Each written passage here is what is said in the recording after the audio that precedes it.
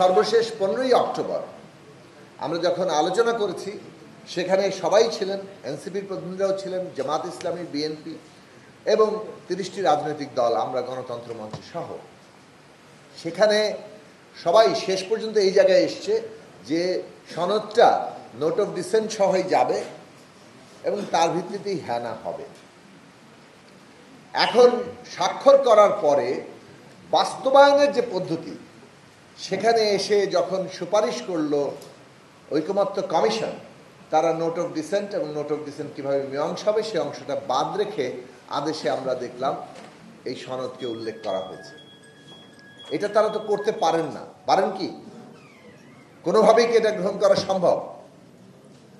এটা তো sign document, এটা তো কেউ চাইলেই বাতিল করে দিতে পারেন না। হ্যাঁ, ঐকমত্য কমিশন কেন সেটা বাদ দিয়ে প্রস্তাব করেছেন এই ব্যাখ্যাটা তারা নিশ্চয়ই দেবেন।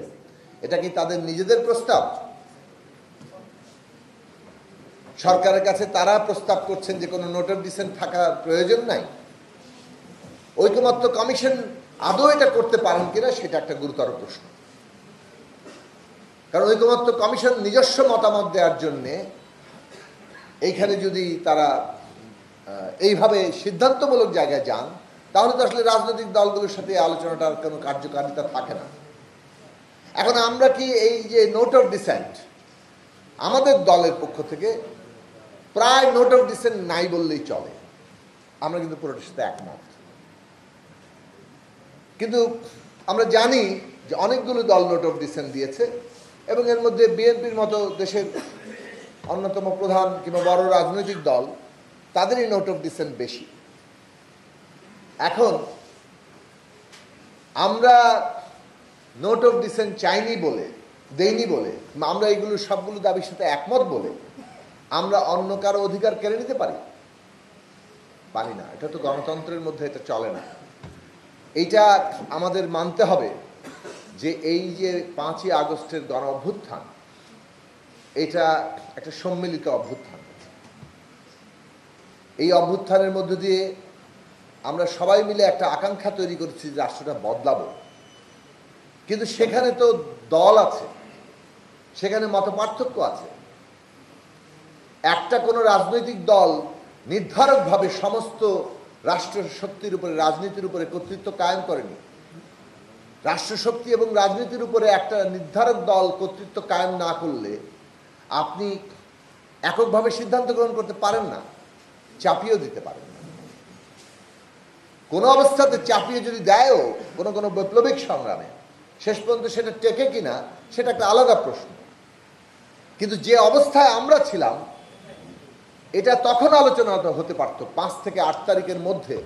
সেই আলোচনার দায়িত্ব ছাত্রদের হাতেই ছিল।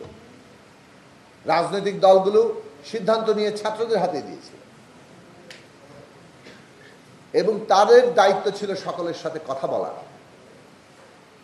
5, 6, 7, 8 3 দিন কথা বলে কেন ওইভাবে একটি শপথ অনুষ্ঠান করে এই অন্তর্বর্তী সরকার গঠিত হবে, এটা তো তারা এবং তারা যাদের সাথে আলোচনা করেছেন তাদের উপরেই দায়টা বড় বর্তায়। কিন্তু 5, 6, 7, 8 যা করা যেত তা চাইলেই কিন্তু 1 বছর পরে রিক্রিয়েট করা যায় না। এইটা আমাদের রাজনৈতিকভাবে উপলব্ধি করা দরকার এবং আমরা সেটা যদি ঠিকমতো উপলব্ধি করি তাহলে আমাদের উচিত হবে আমরা যা সেটেল করেছি, যতটুকু ঐকমত্যে পৌঁছতে পেরেছি, সেগুলোকে আনসেটেল না করা, মানে ওগুলোকে আবারও কোনো অনিশ্চয়তার মধ্যে না ফেলা। জুলাই জাতীয় সনদ একটা সেটেলড ইস্যু এবং এইটা গণভোটে যাবে, সেটাও সেটেল হয়েছে। সেইখানে এটা জনগণের অনুমোদন পাবে, কাজেই আগামী সংসদের উপরে এর একটা বাধ্যবাধকতা তৈরি হবে যে জনগণ এটাকে সমর্থন করেছে। ঐকমত্য কমিশন 15ই অক্টোবরের যে আলোচনা শেষ করেছেন, তারপরে সকলের সাথে আলোচনা না করে সেই অবস্থান থেকে সরতে পারেন না। এর কোনো নৈতিক অধিকার তাদের নেই।